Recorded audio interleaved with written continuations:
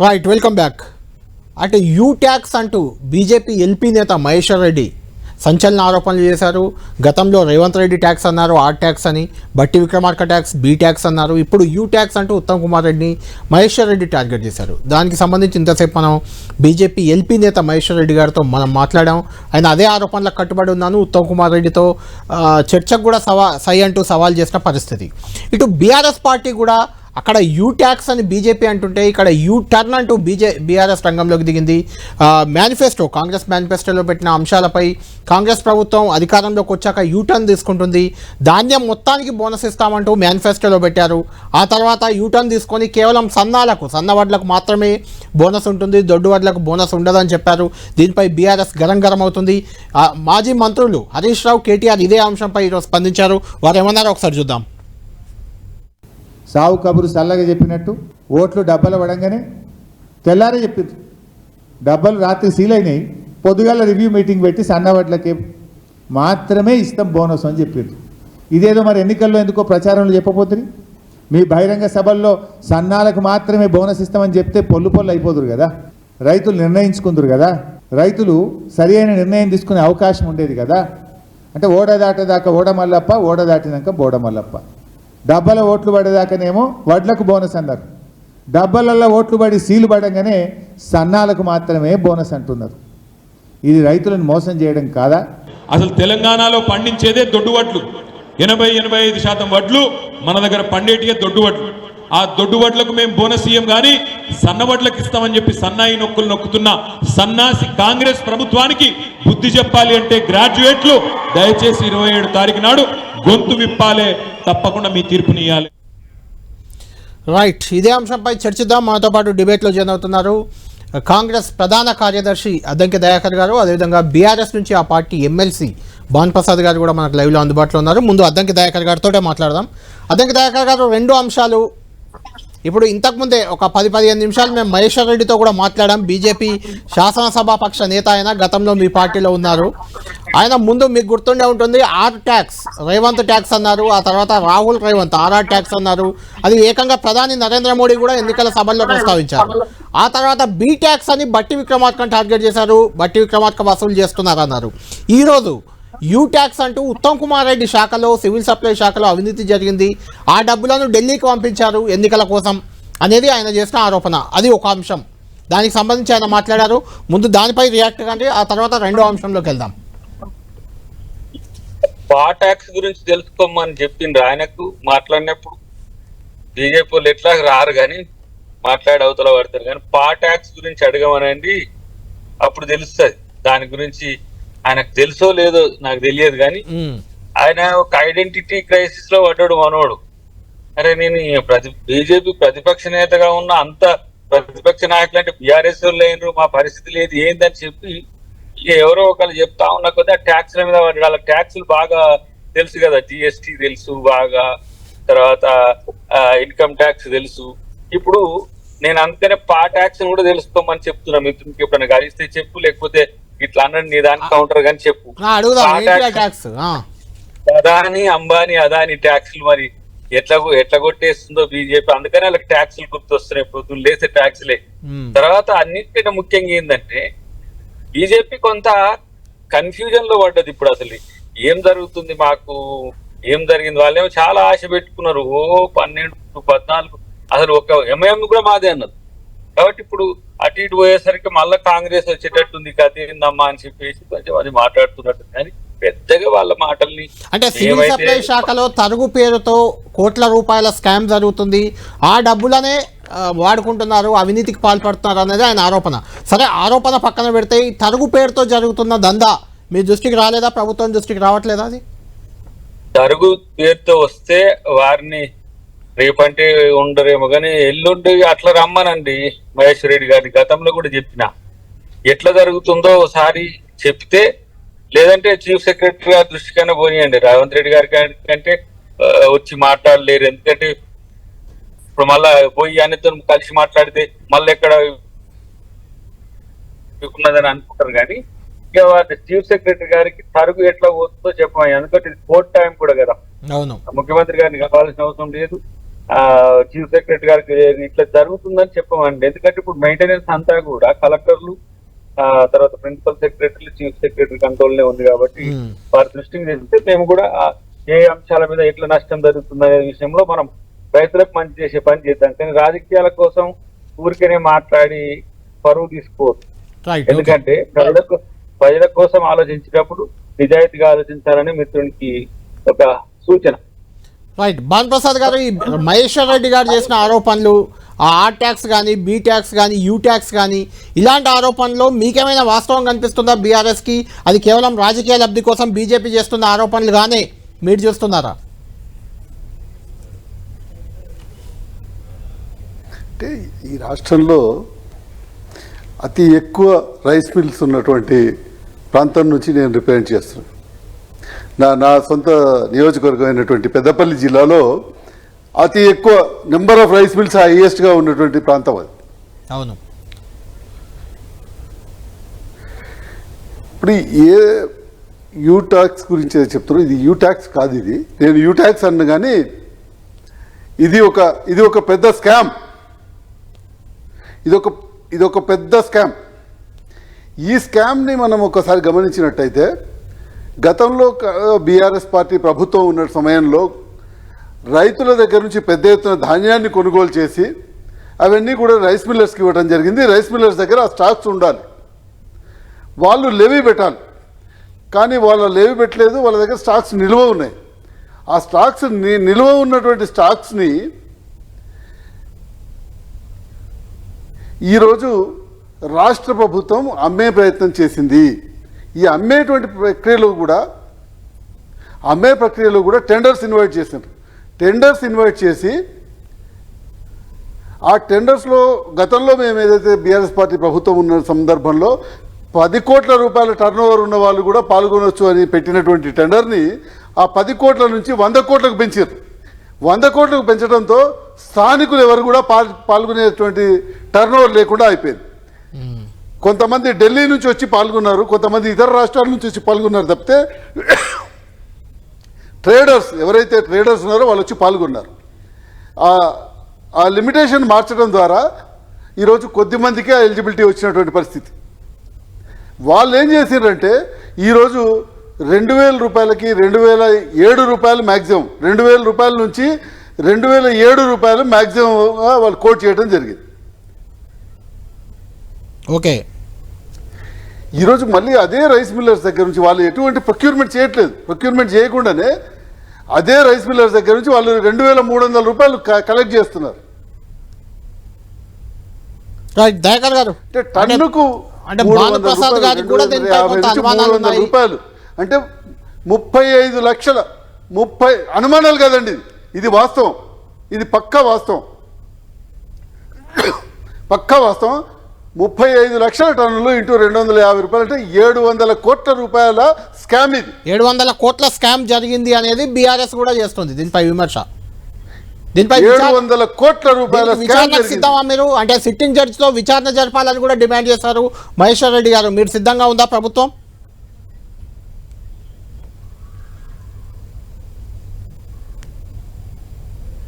దయాకర్ గారు, ఏమంటారు? దయాకర్ గారు, 700 కోట్ల స్కామ్ జరిగింది అనేది బీఆర్ఎస్ చేస్తున్న వాదన కూడా, దీనిపై విచారణకు సిద్ధంగా ఉందా ప్రభుత్వం? సిట్టింగ్ జడ్జితో విచారణ జరపాలని మహేశ్వర్ రెడ్డి గారు డిమాండ్ కూడా చేస్తున్నారు. ఇప్పుడు దాని మీద ఒక రిప్రజెంటేషన్ ఇవ్వమనండి. అవసరమైతే దాని మీద ఎంక్వైరీ మనం ఇంటర్నల్ గా వేసుకుందాం. తర్వాత సిట్టింగ్ జడ్జియా లేకపోతే రిటైర్డ్ జడ్జియా లేకపోతే ఏ విధంగా సాధ్యాలు కొన్నిటికి సాధ్యం కాకుండా మనం రాజకీయంగా మాట్లాడుకుంటాం కాబట్టి ఏ విచారణకైనా కూడా మనం ప్లాన్ చేద్దాం. లేకపోతే ఆల్ పార్టీకి సంబంధించిన ఒక డెలిగేషన్ తో కూడిన కమిటీ వేసుకుందాం. అన్నా చెప్పండి భాను ప్రసాద్ గారు, చెప్పండి. ఇంటర్నల్ గా కనుక ఎంక్వైరీ చేసినట్టయితే, ఇంటర్నల్ గా ఎంక్వైరీ చేస్తే ఎవరు చేస్తారు? డిపార్ట్మెంట్ చేస్తారు. ఆ డిపార్ట్మెంట్ వాళ్ళంతా ఇంక్లూడ్ అయింటనే మనం చెప్తున్నాం కదా. అక్కడ కావాల్సింది వేయండి మీరు ఆల్ పార్టీ ఎంక్వైరీ కమిటీ వేయండి. ఒక హౌస్ కమిటీ వేయండి. నిగ్గు తెలుద్దాం. ఇప్పుడు June 4th వరకు కాదు, అది మీకు తెలుసు. అవును. నేను ఏమంటున్నా అంటే ఒక కంప్లైంట్ అయితే చేయండి ఈసీకి, లేదంటే ఇంకెవరికైనా చెప్పండి. అది దాని ప్రకారం మనం నెక్స్ట్ మన అంటే ఎప్పుడైతే రాజకీయ నాయకత్వానికి అవకాశం వస్తుందో బ్యూరోక్రసీ నుంచి, చలో ఒక హౌస్ కమిటీనా లేకపోతే ఆల్ పార్టీ డెలిగేషన్ తో కూడిన నిధి నిర్ధారణ కమిటీ చేద్దాం, ఎవరు బాధ్యులు అయితే వాళ్ళ మీద తీసుకున్నాం. ప్రసాద్ గారు, ప్రభుత్వం కూడా విచారణ కమిటీకి సిద్ధంగా ఉందని దయాకర్ గారు కాంగ్రెస్ పార్టీ ప్రధాన కార్యదర్శిగా ఉన్నారు, ఆయన చెప్తున్నారు. మీరు కంప్లైంట్ ఇస్తే ఖచ్చితంగా దానిపై విచారణకు సిద్ధం అంటూ కూడా ఆయన చెప్తున్నారు. అదే సమయంలో ఉత్తమ్ కుమార్ రెడ్డి రేపు దీనిపై రియాక్ట్ అవుతానని కూడా ఆయన ఒక ప్రకటన విడుదల చేశారు. ఇందులో ఏం జరిగింది ఏంటి, సంబంధిత శాఖ మంత్రి ఆయన సివిల్ సప్లై శాఖ మంత్రి కాబట్టి ఆయన కూడా రేపు రియాక్ట్ అయితే దీనిపై మరింత క్లారిటీ వచ్చే అవకాశం ఉంది. ఇక రెండో అంశంలోకి వెళ్దాం. దయాకర్ గారు, ఇంతకుముందే కేటీఆర్ హరీష్ రావు మాట్లాడింది మీరు చూసే ఉంటారు. అంటే తెలంగాణలో కాంగ్రెస్ ప్రభుత్వం, ఈ మేనిఫెస్టో కూడా నా దగ్గర ఉంది, మీరు కాంగ్రెస్ పార్టీ మేనిఫెస్టో ఉంది. ఇందులో మొదటి పేజీలోని అంశమే ఒకటే, కాంగ్రెస్ ప్రభుత్వం ఏర్పడిన వెంటనే 2 లక్షల రైతు రుణమాఫీ, భూమి ఉన్న రైతులతో పాటు కౌలు రైతులకు కూడా ఏడాదికి ఎకరాకు 15,000 అన్నారు. అది రైతు బందే అందుతుంది, ఇంకా రైతు భరోసాలోకి రాలేదు మనం. భూమి లేని ఉపాధి హామీ రైతులకు ఇదొక అంశం ఉంది. దాంతోపాటు ఇంకో నెక్స్ట్ పేజీలో మనకు ఒకటి ఇచ్చారు, అంటే మద్దతు ధర ఎంఎస్పి ఎంత, మీరు ఇవ్వబోయే ధర ఎంత అని. వరి ధాన్యం 2,183 ప్రస్తుత మద్దతు ధర, కాంగ్రెస్ వాగ్దానం 2,683, అంటే 500 రూపాయలు వరి ధాన్యం మొత్తానికి మీరు ప్రకటించిన మద్దతు ధర ఈ మేనిఫెస్టోలో ఉంది. హరీష్ రావు కూడా ఇదే చూపించారు. ఇందులో మిగిలిన ధాన్యాలు మొక్కజొన్నకు ఒక 500 ఉంది, దాదాపుగా 200, 300 ఉన్నట్టుంది. కందులు 6,300, 6,700, అంటే 400 బోనస్. నేను చెప్పేది 400 బోనస్ ఉంది. సోయాబీన్కి కూడా దాదాపుగా 450 బోనస్ ఉంది. పత్తికి 475 రూపాయల బోనస్ ప్రకటించింది మేనిఫెస్టోలో. జొన్నలకి 2,758 ప్రస్తుతం ఉంటే 3,050, అంటే 300 రూపాయల బోనస్ ఉంది. ఈ మేనిఫెస్టో అంశాలన్నీ కూడా హరీష్ రావు గారు ప్రత్యేకించి ప్రస్తావించారు. ఎవరు ప్రస్తావించినా ప్రస్తావించకుండా ఇది మన చేతిలో ఉంది మేనిఫెస్టో, ప్రతి రైతు చేతిలో ఉంది, ప్రతి ఓటర్ చేతిలో కూడా ఉంది. అంటే ఈ బోనస్ విషయంలో ఎందుకు యూటర్న్ తీసుకున్నారు మీరు అంటే ఏం చెప్తారు? ఇప్పుడు అసలు విషయం లేనప్పుడు వాళ్ళు ఎంత చెప్పినా దానికి ఒక స్టాండిటీ ఉండదు. ఫర్ ఎగ్జాంపుల్, మనకు ఆర్థిక లేమి అనేది కొట్టొచ్చినట్టుగా కనపడుతున్నప్పటికి కూడా వాళ్ళు రైతు రుణమాఫీ అడుగుతుండ్రు, రైతు భరోసా అడుగుతుండ్రు, తర్వాత మహాలక్ష్మి అడుగుతున్నారు. అన్ని ఇప్పుడు ఏకరువు పెట్టే ప్రయత్నం చేసిండ్రు. పథకాల మొదలు జరిగిన తర్వాత కేటాయింపులని రేపు ఓటాన్ అకౌంట్ తర్వాత పూర్తి స్థాయి బడ్జెట్ లో వస్తే అది వేరు విషయం. బట్ నేనేమంటున్నా అంటే, దీనికి గతంలో మీరు ఆర్థికంగా ఛిద్రం చేసిన దానికి సిద్ధమేనా? ముఖ్యమంత్రిగా ఉన్న గతంలో కేసీఆర్ గారి నుంచి మా భాను ప్రసాద్ గారి నుంచి అందరూ ఇప్పుడు ఎందుకు ఆర్థిక స్థితి రాష్ట్రం చిందరవందర అయింది? కాంగ్రెస్ పార్టీ వచ్చిన నిధులను ఏం చేసింది? ఇలా ఇవ్వరని అనేది ఏం లేదు కదా, అడ్జస్ట్మెంట్ మోడ్ కదా. దీనికి వాళ్ళకి ఎందుకు అర్థం కావట్లేదు, నాకు అర్థం కావట్లేదు. ఇప్పుడు వాళ్ళు కూడా రుణమాఫీ కోసం ఆర్బీఐ నుంచి స్పెషల్ గా తెచ్చుకున్నప్పటి తర్వాత మిగతా అంశాల్లో ప్రతి దగ్గర సర్దుబాటు ధోరణితో పోయిండ్రు. ఏది ఎన్నికలు అయిపోయిన తర్వాత గెలిస్తే చూద్దాం ఎట్లయితే అట్లా అన్నట్టుగా పోయిండ్రు. వాస్తవానికి లంక బిందెలు మట్టి బిందెలు గదే లెక్క. వాళ్ళు చెప్పే స్థితిని చూసి మనకు ఫిజికల్ గా ఏమున్నది అనేది తెలియదు కాబట్టి మనం అనుకున్నాం. కానీ ఇప్పుడు దాన్ని చేయనంటున్నది ఏంటిది? 15వ తారీఖు నాడు రైతు రుణమాఫీ ఆగస్టు 15లోకి వేస్తామంటూనే ఉంటుంది. రైతు భరోసా 5 ఎకరాల వరకు వేసినాం. మొన్న ఛాలెంజ్ చేస్తే కూడా 9వ తారీఖులోగా చేస్తామని చెప్తే ఎలక్షన్ కమిషన్ దాన్ని మళ్ళీ ఆపింది. దాన్ని ఎవరు కంప్లైంట్ చేసింది ఏంటి అనేది అది బీజేపీ బీఆర్ఎస్ లో ఎవరు వేసిందో దాన్ని చూడాల్సిన అవసరం ఉంది. కానీ రాజకీయంగా నేను ఇవాళ డబ్బులు ఎందుకు లేవు? ఇంత రిచెస్ట్ స్టేట్ లో పర్ క్యాపిటల్ ఇన్కమ్ పెరిగిందని కేటీఆర్ గారు దయాకర్ గారు, మీరు అన్న వాదనలో వాస్తవం ఉంది. డబ్బులు లేవు. మీరు వచ్చిన తర్వాత ముఖ్యమంత్రి గారే అన్నారు నేరుగా, లంకె బిందెలు ఉంటాయని అనుకుంటే ఖాళీ బిందెలు ఉన్నాయని. డబ్బులు లేవు, ఓకే. కాబట్టి ఇప్పుడు ఖచ్చితంగా ఈ పథకాలు మీరు ఏవైతే మేనిఫెస్టోలో చెప్పారో అందులో కొన్ని మార్పులు చేర్పులు తప్పవా? అంటే వరి ధాన్యానికి అన్నారు, అది సన్నాలకు వచ్చింది, దొడ్డు ధాన్యానికి లేదు ఇప్పుడు. అంటే ఇలాంటి చిన్న చిన్న మార్పులు ఖచ్చితంగా ఉంటాయా? అది చెప్పేస్తే రైతులకు క్లారిటీ ఉంటుంది కదా. ఈ ఆర్థిక సంవత్సరం వరకే ఈ వెసులుబాటు. ఓకే, ఇంకా చెప్పాలంటే సెప్టెంబర్ అక్టోబర్ వరకు కొంత ఇబ్బందులే ఉంటాయి. ఇవి రికవర్ అయ్యేదానికి ఇప్పుడు మనకు ఒకటేసారి రెవెన్యూస్ పడిపోవడానికి కూడా నెలసరి రెవెన్యూస్ పడిపోవడానికి కూడా కారణము 2 ఎలక్షన్స్ అనేవి అందరికి తెలుసు. ఇట్లా ఒకటేసారి స్టేట్ ఎలక్షన్స్ వచ్చినాయి నవంబర్ డిసెంబర్. ఇప్పుడేమో మనకి ఇవి 2-3 నెలలు పోయినాయి. సో దాని తర్వాత క్రమేపీ స్టేట్ రెవెన్యూ కూడా పెరుగుతుంది. సరే గ్రాంట్ ఇన్ ఎయిడ్ వస్తుందా లేదా, రేపు కేంద్ర ప్రభుత్వం ఏం చేస్తుంది, వాళ్ళ టీఆర్ఎస్ చేసినట్టే మళ్ళా ఓ శుష్క అనేది చూడాలి. ఎందుకంటే వాళ్ళు పైకి చెప్పడం వరకే బీజేపీ వాళ్ళు, లోపల ఇచ్చేది ఏముండదు. మొత్తం 9 లక్షల కోట్లని కిషన్ రెడ్డి అంటుంటాడు, కానీ అది వచ్చేది లేదు సచ్చేది లేదు, అది ఎవాపరేషన్ అయినట్టే ఉంటుంది. మనం ఎట్లా స్టేట్ రెవెన్యూస్ పెంచుకోవాలనో చూడాల్సిన అవసరం ఉంది. అది పెయిన్ఫుల్ ట్యాక్సెస్ తో కాకుండా ఒక సరళమైన పద్ధతిలో. అంటే దయాకర్ గారు, అంటే మీరు ఏం చెప్పబోతున్నారు? ట్యాక్సులు కానీ లేదంటే ఆదాయం కానీ పెరిగితే తప్ప మేము ఇచ్చిన హామీలు ఏవి అమలు చేయలేము అని చెప్పబోతున్నారా? ఇప్పుడు రెగ్యులర్ అట్లా కాదు కళ్యాణ్ గారు, రెగ్యులర్ నెలసరి కూడా మనకు 2,49,000 అంటే డివైడెడ్ బై 12 చేస్తే మనకు దాదాపుగా నేను అనుకుంటా 16-17 వేల కోట్ల రూపాయలు పర్ మంత్ వచ్చిన చరిత్ర ఉంది కదా. మొన్ననే ఉంది. ప్రతిసారి ఒక 10% రెవెన్యూస్ పెరుగుతాయి. 10% బడ్జెట్ ఎస్టిమేట్స్ ఎట్లా పెరుగుతాయో రెవెన్యూస్ కూడా పెరుగుతాయి. కానీ 4 నెలల్లో జరిగిన పరిణామాలు కొంత ఆర్థిక లేమి కారణమైనప్పటికీ తర్వాత గతంలో ఉన్న నిలువ కూడా లేదు. కాబట్టి మనం దాన్ని ఏ విధంగా రిక్రియేట్ చేసుకోవాలనే దాని దగ్గర ఒక ప్రణాళిక ఉంది. ఆర్థిక సంబంధించి మొన్ననే ఆర్బీఐ రిటైర్డ్ గవర్నర్ తో కూడా ఒకసారి ఎక్కడి ఫోన్లో ఆర్బీఐ గవర్నర్ తో భేటీ అయ్యింది. కాబట్టి ఆ భేటీ తర్వాత వచ్చిన పరిణామాలు జిఎస్టీని కుదింపు చేసుకోవడం, తర్వాత ఆర్థిక దుబారా తగ్గియడం, ఇవన్నీ కూడా విలాసాలను కొంచెం తగ్గించి ప్రజలకు ఏ విధంగా, రైతులకు ఏ విధంగా, లేకపోతే మిగతా వర్గాలకు ఏ విధంగా ఆర్థిక వెసులుబాటు కల్పించాలనేది ప్రభుత్వం యొక్క యోచన ఉంది. రైట్. భాన్ ప్రసాద్ గారు, దయాకర్ గారు క్లియర్ గా చెప్తున్నారు. ఆర్థికంగా చాలా ఇబ్బందికర పరిస్థితిలో రాష్ట్రం ఉంది కాబట్టి ఇప్పుడు ఇవ్వలేకపోతున్నాం, ఖచ్చితంగా వచ్చే సీజన్ లేదా వచ్చే ఏడాది వరకు అన్ని హామీలు నెరవేరుస్తామనే రకంగా చెప్తున్నారు.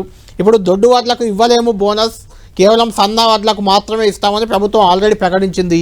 ఏంటి అంటే ముందే మీరు గుర్తించినట్టున్నారు, వారం 10 రోజుల ముందే రోడ్డు ఎక్కారు, ధర్నాలు చేశారు, అయినా ప్రభుత్వ నిర్ణయంలో ఎలాంటి మార్పు లేదు. ఎందుకు లేదంటే డబ్బులు లేవు కాబట్టి. ఇక్కడ ఒకటి మనం కళ్యాణ్ గారు మీరు చూసినట్టయితే, అంటే దయాకర్ గారు ఈరోజు చెప్తున్నటువంటిది ఎట్లా ఉంది అని అంటే చాలా పిటీగా ఉంది. చాలా వాళ్ళని చూస్తుంటే మాకు బాధ అనిపిస్తున్నది. అంటే ఈ రాష్ట్ర ఆదాయం ఎంత, ఈ రాష్ట్ర ఖర్చులు ఎంత అనేటువంటివి ఫిక్స్డ్. ఈ రాష్ట్ర అప్పులు ఎన్ని అనేటువంటిది ఎవరిని అడిగినా కూడా చెప్పేటువంటి పరిస్థితి. మేమేదో లంక బిందెలు ఉన్నాయి అనుకున్నాం. ఎట్లా అనుకుంటారండి మీరు లంక బిందెలు ఉన్నాయని? అంత అవగాహన లేకుండా మీరు ఎట్లా పాలన చేపట్టారు? అసలు పాలన క్లెయిమ్ ఎట్లా చేశారు మీరు? అసలు మీరు మేము అనేటువంటిది ఇది ఇట్స్ ఏ ఓపెన్ డాక్యుమెంట్. ఈ రాష్ట్ర బడ్జెట్ కావచ్చు, ఈ రాష్ట్రంలో ఉన్నటువంటి ఆదాయం ఎంత, ఈ రాష్ట్రంలో అప్పులు ఎంత, ఈ రాష్ట్రంలో ఖర్చు ఎంత అనేటువంటిది ప్రతి ఒక్కరికి తెలుసు. మీ పార్టీకి సంబంధించినటువంటి గతంలో లీడర్గా ఉన్నటువంటి, ఎమ్మెల్యేగా ఉన్నటువంటి ప్రతి ఒక్కరికి తెలుసు. ఇదేమన్నా కట్టగట్టి లోపల పెట్టిన డాక్యుమెంటా? కాదు కదా, ఓపెన్ డాక్యుమెంట్ అది. రాష్ట్ర ఆదాయం ఎంతో తెలుసు, ఖర్చు ఎంతో తెలుసు, అప్పులు ఎంతో తెలుసు. గత ప్రభుత్వంలో లెట్ మీ కంప్లీట్. చెప్పండి. కాబట్టి మీరు ఈరోజు మసిపూసి మారేడుకాయ చేసి ఏదో మేము అనుకోలేదు, మీరు అనుకోకపోతే మీరు నిద్రపోతే మేము బాధ్యులమా దానికి? మీరు నిద్రపోయి వాగ్దానాలు చేస్తే మేము బాధ్యులమా దానికి? మీరు ఇచ్చినటువంటి మాటలు నిలబెట్టుకోవాల్సినటువంటి బాధ్యత మీ మీద ఉన్నది. ఖచ్చితంగా మీరు ఏం చేస్తారో చేయాలి. మీరు ఏ విధంగా చేద్దాం అనుకున్నారు మేము ఆ రోజు కూడా అడిగినాం. మీరు మేనిఫెస్టోలో పెట్టిన రోజు కూడా మేము అడిగినాం, ఇది ఏ విధంగా పాసిబుల్, అసలు ఏ విధంగా ఇది సాధ్యమే కాదు అని చెప్పినా కూడా లేదు మేము చేస్తామన్నారు. నిన్నగాక మొన్న మీ ముఖ్యమంత్రి గారు ఏం చెప్పారు? 1 సంవత్సరం పాటు నేను కనుక నా కడుపు కట్టుకుంటే చాలు మొత్తం రుణమాఫీ చేయొచ్చు అన్నారు. మళ్ళీ ఈరోజు కార్పొరేషన్ పెట్టి అప్పు చేసే ప్రయత్నం ఎందుకు చేస్తారు కడుపు కట్టుకోకుండా? దయాకర్ గారు, భాన్ ప్రసాద్ గారు అంటుంది ఏంటంటే రాష్ట్ర ఆర్థిక పరిస్థితి తెలియకుండానే హామీలు ఇచ్చారా, ఇవి సాధ్యం కావని కూడా మేము ఎన్నికల సందర్భంగా చెప్పాము, అప్పుడు అవుతాయన్నారు, ఇప్పుడు చేతులు ఎత్తేస్తున్నారు అనేది వాళ్ళ అనుమానం. అంటే ఇన్ని హామీలు ఇచ్చి, తప్పుడు హామీలు ఇచ్చి ప్రజలను మభ్యపెట్టి మీరు అధికారంలోకి వచ్చారు, ఇప్పుడు చేతులు ఎత్తేస్తున్నారు అనేది వాళ్ళ అనుమానం. అది అనుమానమే. ఖచ్చితంగా అన్ని హామీలు నెరవేరుస్తాం మేము, ఈ ఒక్క 6 నెలలో 3 నెలలో ఇలాంటి ఇబ్బంది ఉంటుంది, తర్వాత నెరవేరుస్తామని హామీ కానీ ధీమా కానీ మీకుందా? కాంగ్రెస్ పార్టీ ఇవ్వగలదా? ఇప్పుడు ఈ 150 రోజులకే మొత్తం ప్రభుత్వం ఫెయిల్ అయిందని ప్రచారం చేయడంలో మళ్ళీ నష్టపోద్దనేది మీకు జూన్ 4వ తారీఖున తెలుస్తుంది. కానీ ఇప్పుడు ఏ రోజైనా ఈ రాష్ట్ర అప్పులు 6 లక్షల కోట్లకు దగ్గర ఉందని కళ్యాణ్ గారు, మీరు జర్నలిస్ట్ కదా, సీనియర్ గా, మీకు తెలుసా? మీరు చెప్పండి. మేమంటే రాజకీయాలు, బానన్న నేనంటే మీకు చెప్పండి. 3.5 లక్షల ఖచ్చితంగా తెలుసు, ఖచ్చితంగా తెలుసు, ఖచ్చితంగా తెలుసు. 3.5 కోట్లు 4 వచ్చారు. గూగుల్లో కొడితే గూగుల్లో కొడితే ఏ రాష్ట్ర అప్పంత ఎంత వస్తుంది? గూగుల్లో కొట్టినట్టయితే ఏ రాష్ట్ర అప్పు ఎంత వస్తుంది? డాక్యుమెంట్, ఓపెన్ డాక్యుమెంట్ ఉండాలి. అప్పులు లేవని చెప్పింది ఒకటి. రెండవది, మీరు open document of government of India, government of India open document. మీరు చెప్పరా? గవర్నమెంట్ ఆఫ్ ఇండియా పార్లమెంట్ లో చెప్తుంది కానీ మీరు చెప్పడం కాదండి. మేము నో నో నో నేను అనేది ఏంటంటే ఆర్బీఐ డిక్లేర్ చేస్తుంది. అది ఎవరికి ఎంత అప్పులు ఉన్నదనేది ఆర్బీఐ డిసైడ్ చేస్తుంది. మనకు కూడా తెలుస్తుంది కదా, మనం ఎంత తప్పు చేసినామో ఇంట్లో ఎంత తప్పు చేసినామో మనకు తెలుస్తుంది కదా. నేను చెప్పబోయేది మీరు ఎక్సైజ్ చేసుకోకపోతే ఏం చేస్తాము? మీరు ఎక్సైజ్ చేసుకోకపోతే ఏం చేస్తాము?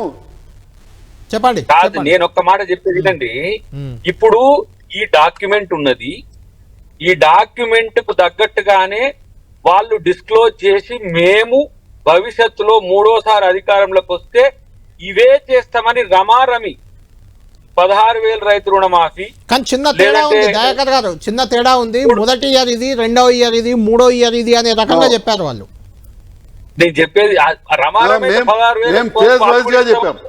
వినండి, మహాలక్ష్మి పథకం కాదు కాదు కాదు కాదు అట్లా కాదు. మేము ఈ ఇయర్ లో చేయలేమని చెప్పి, ఈ ఇయర్ లో చేయలేమని చెప్పాం. భాగ్యలక్ష్మి అనే పథకం కింద 3,000 రూపాయలు ఇస్తామని కాంగ్రెస్ మేనిఫెస్టోకు భిన్నంగా బిఆర్ఎస్ మేనిఫెస్టో రమారమి అటే ఉన్నది ఒకటి. రెండవది, మిమ్మల్ని నమ్మలేదు, కాంగ్రెస్ వినండి అన్న, మా మీద బాధ్యత ఉంది, మా బాధ్యతను గుర్తు చేస్తున్నందుకు కృతజ్ఞతలు. దాన్ని ఇంకెంత మంచిగా చేయాలో మేము చేస్తాం. మీరు ప్రశ్నించండి, ఆ రైట్ మీకు ఉన్నది, చేసే బాధ్యత మా మీద ఉన్నది. ఆ బాధ్యతను ఎట్లా నిర్వర్తిస్తామనేది రేపు చూస్తాం. ఎట్లా అంటే డెఫినెట్ గా ఏదో ఉంచుకొని దాచుకుంటున్నామని, లేకపోతే ఉంచుకొని వేరే వాటికి పెడుతున్నాం అనేది లేదుగా. రైతు భరోసాకు వెచ్చించినాం, రైతు రుణమాఫీకి వెచ్చిస్తాం. రైతులే కాదు, రేపు విద్యార్థులకు సంబంధించిన సమస్యలను ఈ రోజు బడులకు సంబంధించిన ఒక నిర్ణయం తీసుకుంటాం, రేపు వైద్యం సంబంధించిన నిర్ణయం ఉంటది. డెఫినెట్ గా మీరు విమర్శను మీ విమర్శను చెప్పండి. దయాకర్ గారు, ఇప్పుడు నేను చెప్పినాను 10 కోట్ల రూపాయలు కనుక ఆ రైతులకి, ఆ ప్యాడీకి పర్చేసింగ్కి కనుక లిమిట్ పెట్టినట్టయితే ఈరోజు ఆ రైస్ మిల్లర్సే కొని ఉండేవాళ్ళు 2,200కి 2,300 రూపాయలు కొని ఉండేవాళ్ళు. అంటే 700 కోట్ల రూపాయల ఆదాయం ఈరోజు రాష్ట్ర ప్రభుత్వానికి వచ్చి ఉండేది. ఈ విధంగా మీ ముఖ్యమంత్రి గారు ఏదైతే సంవత్సరం పాటు కడుపు కట్టుకుని ఉంటే కనుక నేను కట్టగలుగుతాను అన్నారో, ఆ కడుపు కట్టుకునే కార్యక్రమం మొదలు కాలేదు. ఈరోజు కడుపు నింపుకునే కార్యక్రమం మాత్రమే చేస్తున్నారు మీ ప్రభుత్వము. కాబట్టి ఈ రోజు మళ్ళీ మీరు కార్పొరేషన్ల ద్వారా పెట్టి మళ్ళీ అప్పులకు పోయే పరిస్థితి ఏర్పడుతున్నది. 700 కోట్ల రూపాయలు, 700-800 కోట్ల రూపాయలు కేవలం మేము కొన్న ధాన్యంలో మిగిలి ఉండేది ఈ రాష్ట్ర ప్రభుత్వానికి. ఆ ధాన్యాన్ని మేము తెచ్చి అప్పు తెచ్చుకున్న ధాన్యం అది. మీడియా నుంచి అడ్రస్ చేయలేను కానీ కొన్ని విషయాలు మీరు ఇచ్చిన అడ్వాన్సులు చాలా ఎక్కువ ఉన్నాయి బారన్న. మీరు ఇచ్చిన అడ్వాన్సులు తీసుకొని ఒడ్లు కొనకుండా ఏం అడ్వాన్సులు లేవు.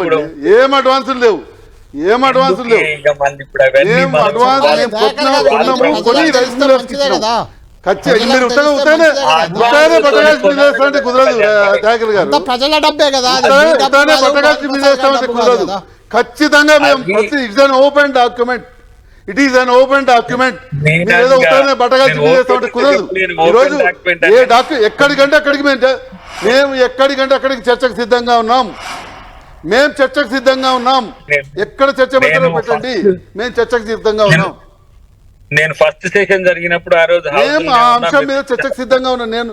నేను చాలా మంది మిత్రులు వచ్చినప్పుడు చెప్పిన మేము కూడా ఆ పరిస్థితి భవిష్యత్తులో రాకుండా చూసుకోవాల్సినది ఉంది. ఎందుకంటే అడ్వాన్స్ మీరు ఇచ్చినవి చాలా ఎక్కువ ఉన్నాయి. చాలా నేను ఇక మరి దాని చర్చకు ఏం అడ్వాన్స్ లేవు, ఏమి లేవు. దేని మీద అంటే దాని మీద చర్చకు సిద్ధం. దేని మీద డీటెయిల్స్ ఇవ్వండి, మళ్ళీ చర్చిద్దాం. సిద్ధం, నేనే చర్చకు సిద్ధం. నువ్వు సర్వే నాకు అర్థం కాదు. ఇప్పుడు 2023 ఆగస్టు నుంచి సెప్టెంబర్ వరకు ట్రాన్సాక్షన్స్ తీయరాదు, ఐటీ దొరుకుతుంది కదా, మేము ఇస్తాం. ఇప్పుడు చెప్పడం అది భావ్యం కాదు. ఏదైనా ప్రజలకు చేరవేద్దాం. ఒకటి మీ మీద ఇంకొక వచ్చిన ఆరోపణ ఈరోజు హరీష్ గారు చేసేటో అలా చాలా ఇంట్రెస్టింగ్. అది 30,000 ఉద్యోగాలు మీరు ఇచ్చారు. 30,000 ఉద్యోగాలు గత ప్రభుత్వం ఇచ్చిన నోటిఫికేషన్లు మీరు ఇప్పుడు భర్తీ చేసి వాళ్ళకి సర్టిఫికేట్లు ఇచ్చారు. అందులో 4,000 మంది నర్సింగ్ సిబ్బందికి 4 నెలలుగా వేతనాలు ఇవ్వలేదు అనేది ప్రధాన ఆరోపణ వస్తుంది. అంటే వేతనాలు ఇవ్వకుండా కూడా మీరు నడుపుతున్నారా? ఇప్పుడు రూపాయల విషయంలో కొంత రూపం మార్చుకోవాలని ఇంతసేపని చెప్తానే ఉన్నా నేను. దాన్ని ఫస్ట్ వాళ్ళకు గవర్నమెంట్ ఉద్యోగం వచ్చిందా, ఆయన వచ్చిందా నీయలే కేసీఆర్ గారు. దాన్ని మేము ఇమ్మీడియట్ గా దాన్ని ఎక్కడ మళ్ళీ వెనకపోతే అని చెప్పి ఇమ్మీడియట్ గా డిసిజన్ తీసుకునే కదా మనము రిజాల్వ్ చేసింది. పే స్కేల్ రేపు జీతాలు ఇప్పుడు దాన్ని రాగా సమస్య ఉద్యోగంలో జన అయ్యేదే జీతం కోసం కదా వాళ్ళు పాపం. నేనేమంటున్నాను, వాళ్ళకు పే స్కేల్ తీయాలి, తయారు చేయడం కాదు, అసలు వాళ్ళకి ఇవ్వాలి కదా. ఫస్ట్ ఇవ్వాలన్నప్పుడు దానికి విధి విధానాలు ఉంటాయి. ఇవ్వలేక కాదు. 4 డిఏలు ఇస్తామన్నారు, ఇంతవరకు ఒక డిఏ ఇవ్వలేదు. మీరు అధికారంలోకి రాగానే ఉద్యోగులకి 4 డిఏలు ఇస్తామన్నారు, ఈ రోజు వరకు ఒక్క డిఏ ఇవ్వలేదు. 2 డిఏలు అనుకున్నాము, పిఆర్సీని ముందే అడ్వాన్స్ చేద్దాం అనుకున్నాము. ఇమ్మీడియట్ గా ఏరియర్స్ క్లియర్ చేయాలి, మళ్ళీ అప్పుడు కోర్టులు మొట్టకాయలు ఇస్తాయి. మీరు మిగులు కనుక ఉండి ఉంటే ఇది సమస్య లేకపోవనేది నా యొక్క వాదన. మొత్తానికి అనుకోవడం మీరు అనుకున్నవన్నీ ఆచరణలోకి రావాలని కోరుకుందాం. త్వరలోనే వస్తాయని కూడా ఆశిద్దాం. మీరు అప్పటికి క్యాబినెట్ లో ఉంటారో మరి ఎట్లుంటారో, మొత్తానికి రావాలి, ఈ త్వరలో రావాలని మేము కూడా భావిస్తున్నాం. ఎందుకంటే ప్రజలు, ఉద్యోగులు, నిరుద్యోగులకు సంబంధించిన అంశాలు కాబట్టి ఖచ్చితంగా మీరు ఇచ్చిన హామీలన్నీ నెరవేర్చే దిశగా కాంగ్రెస్ ప్రభుత్వం ముందుకు పోతుందని కూడా భావిద్దాం. ఏదేమైనా మొత్తానికి తెలంగాణలో మళ్ళీ రాజకీయ రగడ మొదలైంది. అటు యూ ట్యాక్స్ అంటూ బీజేపీ కాంగ్రెస్పై దుమ్మెత్తి పోస్తుంటే యూ టర్న్ అంటూ బీఆర్ఎస్ కూడా ఆందోళన బాట పట్టింది. రైతుల పక్షాన పోరాటాలకు సిద్ధమవుతుంది. దీన్ని కాంగ్రెస్ ప్రభుత్వం ఏ రకంగా ఎదుర్కొంటుంది, ఏ రకమైన సమాధానం చెప్తుంది, మేనిఫెస్టోలోని అంశాలు అన్నీ ఎన్ని రోజుల్లోగా అమలు కాబోతున్నాయి అనేది మనం వేచి చూడాలి. ఇది ప్రైమ్ టైం డిబేట్.